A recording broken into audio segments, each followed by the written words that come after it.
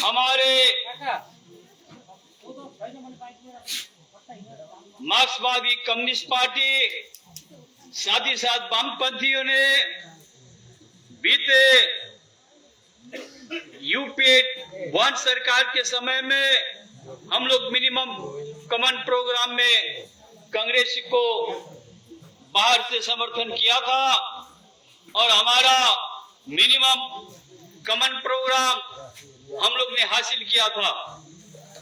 Committee लोग ने बोला, मुझे भी बोलना पड़ता है, जो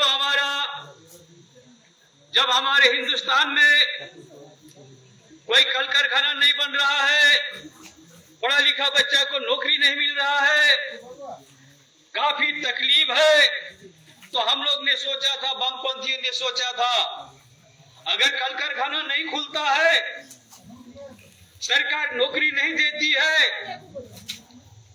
तब तक हमारा ग्राम के, हमारे चाय शिल्प के, हमारे विभिन्न सेक्टर में गरीब आदमी को बसवास है, उन लोगों को कम से कम 100 दिन का काम दिया जाए, जिंदा रह सके समाज के अंदर में।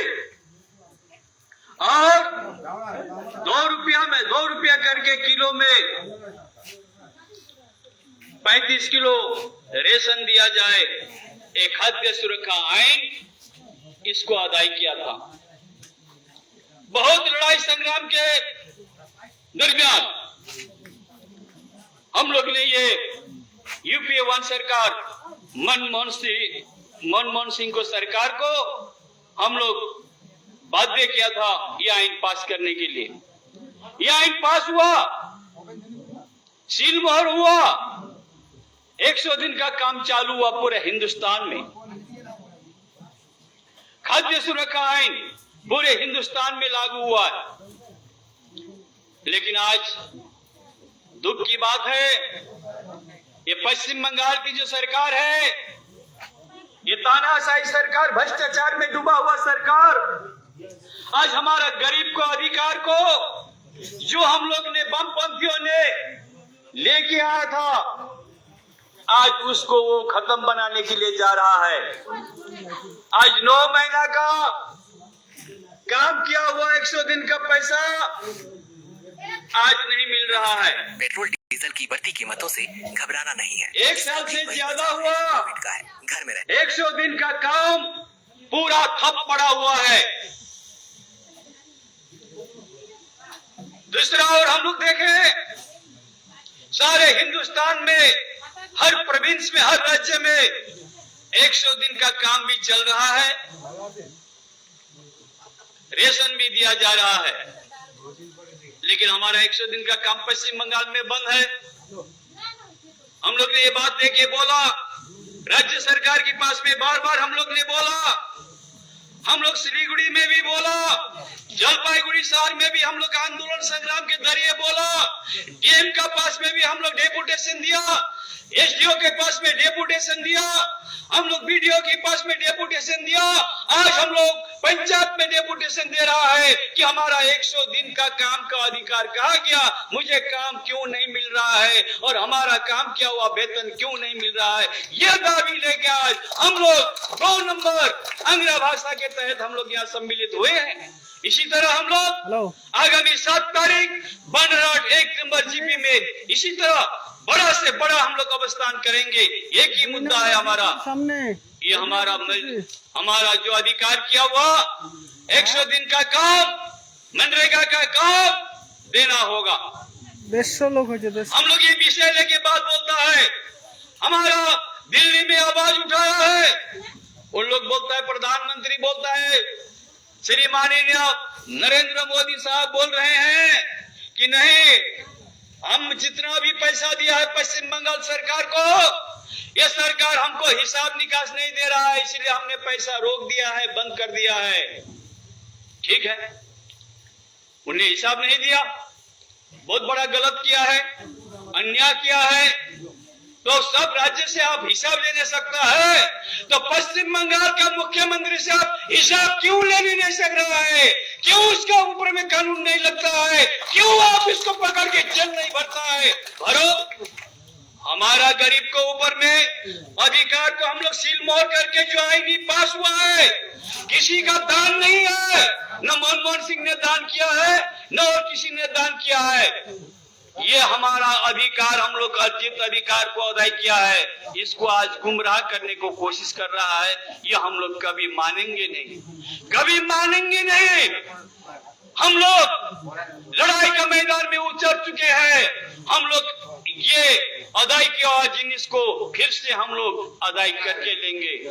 हम लोग दरकार पड़ने से हमारा 9 महीना का वेतन को, 100 दिन का काम को, पैसा को सूद सहित हम लोग लेंगे, सूदी तक हम लोग लेके अदाई करेंगे। हमारा सूद सहित रुपया वापस करने होगा, 9 महीना का ब्याज, हमारा पैसा कमाया हुआ को ब्याज पैसा देने होगा, नहीं तो हम छोड़ेंगे नहीं। या नरेंद्र मोदी हो या मुख्यमंत्री ममता बनर्जी हो, हमारा अधिकार को, हमारा पेट को लात मारना नहीं चलेगा।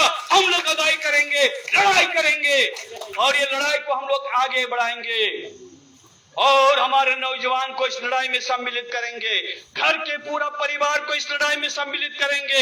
ये हमारा रोजी रोटी का सवाल है, ये हमारा पेट का सवाल है। आज हमारा पेट में ये दोनों सरकार लात मार रहा है, हम लोग कभी छोड़ेंगे नहीं। इसीलिए आपको मैं थोड़ा याद दिलाना चाहता हूँ, 1978 साल में हमारे पश्चिम बंगाल में ज्योति बसु सरकार के समय में ये पंचायती राज व्यवस्था गठन हुआ था। किस लिए हुआ था? कि आज मुख्यमंत्री ने बोला था पश्चिम बंगाल की ज्योति बसु ने, हम यहाँ से काम नहीं करेंगे, हम नीचे तबके का अधिकार देंगे, गांव का प्रशासन, गांव में हम पावर देंगे, गरीब आदमी को हक में, हम त्रिस्तरीय पंचायत की मार्फत से गांव को हम विकास करने को आगे बढ़ेंगे। तो हमारे पश्चिम बंगाल में 1978 साल में हमारा त्रिस्तरीय पंचायत लागू हुआ है। गांव-गांव में पंचायती राज होने के बाद में हमारा जो विकास का काम हुआ है, जो उसके आगे में 1977 साल के पहले में हमारा गांव में विकास नहीं था। आस्ते आस्ते पश्चिम बंगाल की सरकार ने गरीबों के लिए 12 क्लास तक पढ़ने को फ्री किया है, गांव-गांव में स्कूल बनाया है, गांव-गांव में हमारा बस्ती में नहर की व्यवस्था किया, रास्ता घाट की व्यवस्था है, शहर का गाड़ी गांव में ढुकता है, गांव का गाड़ी शहर में जाने का ऐसी परिकल्पना करके आज हमारा गांव का विकास हो रहा था। लेकिन आज पश्चिम बंगाल सरकार को टूटने की बात, आज टीएमसी सरकार जो आया है, ये सरकार ने तो पहला बहुत बड़ा बात बोला था। पश्चिम बंगाल सरकार ने कोई जनता को, गरीब को काम नहीं किया है। हम सरकार में आएंगे तो हम बेकारी को काम देंगे, हम विकास को और आगे बढ़ेंगे।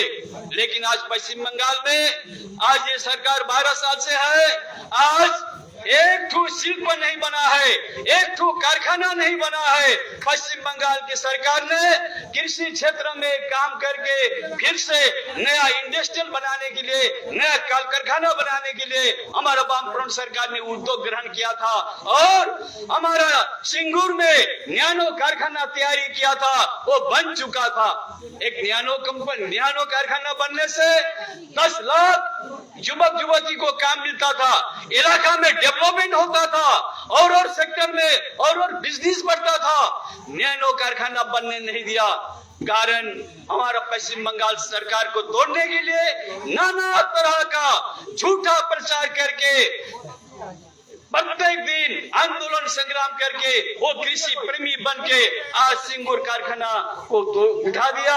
वो कारखाना जाके गुजरात में तैयारी हुआ, पश्चिम बंगाल में आज तक कोई कारखाना ये सरकार ने नहीं किया।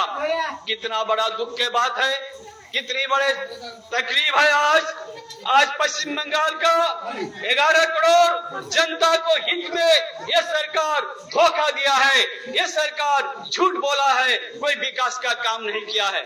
हाँ, विकास हुआ है, मान्य होगा, कुछ काम हुआ है, लेकिन ज्यादातर काम क्या हुआ, पॉकेट में चला गया। इधर का पॉकेट भर गया, इधर का पॉकेट भर गया और खाट का नीचे में रखने का शुरू किया, बारिश का नीचे में रखने को शुरू किया। आज हजम करना मुश्किल हो गया। ईडी सीआईडी आ रहा है तो घर के अंदर में करोड़ों करोड़ रुपया मिलता है, सोना मिलता है, चांदी मिलता है। ये कहां से आया ये संपद? जिसका ये संपद नहीं था, आज करोड़ करोड़ रुपया इन नेताओं का घर में, इन मंत्रियों का घर में कौन लाया, कहां से आया? ये बात हमको जानना है। आज ये सब मंत्री लोग आज ईडी आने की बाद में आज जेल में है। वो उसका ढेस देता है, वो उसको ढेस देता है, मैंने तो नहीं लाया, उसने बोलता है उसने लाया। तो ये दोनों का लड़ाई चल रहा है।